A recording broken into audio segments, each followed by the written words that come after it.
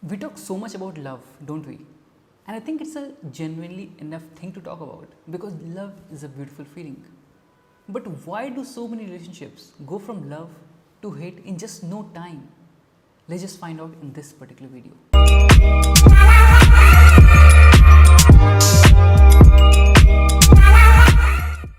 So, this video is all about understanding the dynamics of love and finding the answer to this ever burning question: is love ever enough in a relationship?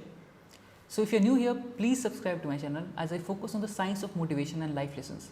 And I'm sure you're going to enjoy all of my videos as well. So, do check out my other videos and do subscribe to my channel. Now, talking about love is such a beautiful feeling, isn't it? It's pure, it's beautiful, it's exciting, and most importantly, it makes you feel validated and happy like you have never felt before. And if that's the case, why do people fall out of love? If love is such a beautiful feeling, why do so many relationships end the same way?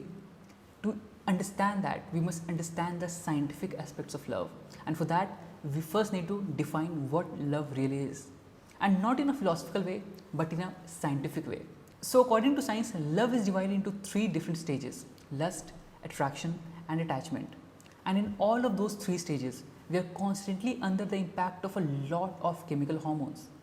That means in all these three different stages, we are constantly under the impact of so many different hormones like dopamine, adrenaline, oxytocin, and serotonin. And in that particular case, we are always very much emotionally driven. And the amount of hormones that is being released and the type of hormones, type of chemical balance, type of chemical reaction that is being released in our brain is very different for all these three different stages. That means in the lust stage, we always have an upsurge of adrenaline hormone, which makes us feel so much excited and so much pumped up. In the attachment stage, we have this rush of oxytocin that makes us feel warmed up, that makes us feel very much close to our partners. So this is all about the scientific aspects of different stages. And I'm not going to get into the detailed part of all these three different stages because I've done yet another video on this particular topic, and I'm going to attach that link in the description down below as well. So if you want to know more about the scientific aspects of this particular part of love, do check out this video as well. Now coming back to the part where our brain is driven by a lot of chemicals, what does it really mean? It actually means that whenever we are in pursuit of a romantic relationship or love, we are largely influenced by our emotions, and this is why it always feels exciting. To understand this better, imagine when you were in love. The world suddenly started to feel so good, right? It always felt like an exciting place to be in, and you always had a sense of purpose waking up in the morning. And also a very high level of anxiety when something goes wrong or when you're awaiting a message from your partner. This is all because of the ups and downs of different hormones and chemical reactions in your brain. This is why you always end up feeling so much happy, end up feeling so much sad at any span of time in love. And this is all happening because of the chemical reaction that is happening in our brain. And this is why it's often said that we often tend to look foolish in love. In short, love feels beautiful and is actually beautiful as well. But the emotional reaction that comes along with it doesn't actually last so long. This means that within a span of few months or years, you'd be habituated to that person. You'd be able to know them better. And with your emotional reaction wearing off, you'd be able to see them as who they really are and not who you want them to be. So this is a very, very important, and this is a very tricky part here. Because when we are in love, when we are under the influence of so much of emotional reaction, we always end up looking at the bright side of everything. That means we always choose to focus on the bright side and the good side of that particular person. But the moment that emotional reaction wears off, the moment all those emotional reaction connected to love wears off, we end up seeing the person as they really are. This means we are able to see them as their flaws and their goodness as well. And the moment we start looking at them with their flaws, we end up believing, we end up thinking that this is not the person I loved. This is not the person who actually fell in love with. So is it their problem or our problem? In reality, it actually is our problem. Because in love, we were not able to see them as who they really are. We often ended up neglecting and ignoring all their flaws. And now that we are able to see them as who they really are, we end up feeling very much miserable about our own thoughts, about ourselves as well. And this is why a lot of relationships go from love to hate in just no span of time. The moment we start understanding and the moment we start seeing them as who they really are, we end up feeling neglected about that particular part. Of course, there are a lot of other reasons as well about why we end up moving from love to hate in no span of time, but we are talking about an emotional reaction here. That means we are trying to focus on understanding the dynamics of our brain, about how our brain chooses to react when we move further in a relationship. That means when we are starting off in a relationship, we always have that sense of high and excitement and sense of knowingness. But the moment we start moving forward, we tend to understand the partner better, we tend to know the partner better, we tend to see them as their flaws as well. And this is when our ideologies, our beliefs take a big hit. So this is a problem that we really want to address, and this is a problem that we really want to work upon if we want to make sure that all our relationships move in a healthy manner.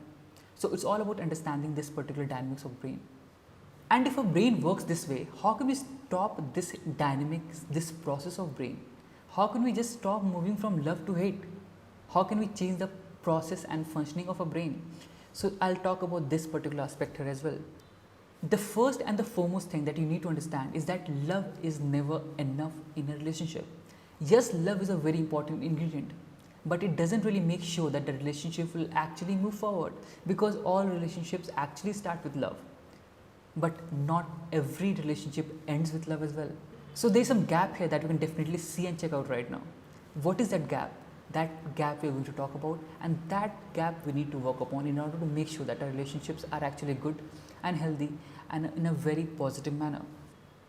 In order to make sure that a relationship is healthy, there are few more other things that need to be considered and worked upon. Some of those things are understanding, making efforts when needed, and having a good listening ear.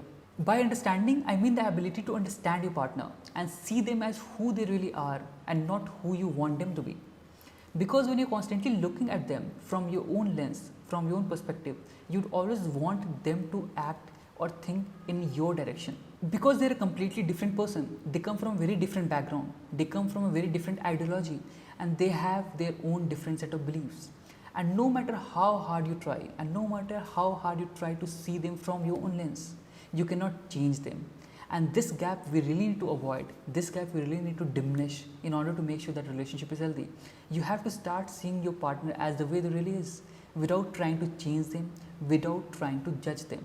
And this is when you are able to understand your partner, this is when you are able to accept your partner as who they really are, and this is the point when you can actually start making efforts for each other in a very healthy manner. Because without understanding, you wouldn't be able to make efforts for them in the way that is actually needed. So this is the most important part here, to be able to understand them and to be able to work upon them, to be able to make efforts for them in a very healthy manner.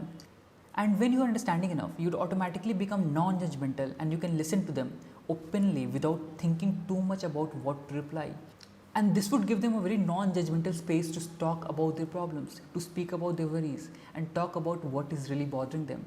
So this is a very short way to make sure that you would be able to work upon a relationship and to build a relationship that actually lasts, and not the one that actually moves from love to hate in just no span of time. Because all relationships actually start with love, but not every relationships end with love. So this is the gap that actually comes in between, the part of making efforts, the part of understanding, and the part of having a very honest lending ear. So try to work upon these aspects, try to work upon these parts. Of course love is beautiful, of course love is an amazing thing that we all want to be a part of, but that's definitely not enough to make sure that a relationship actually moves forward and continues to move forward. So this is all about today. I hope you like this video, and if you do like, comment and share this video with a friend, especially with your partner as well, and do subscribe to my channel. I would definitely love to have you here for the next video as well. Thank you so much.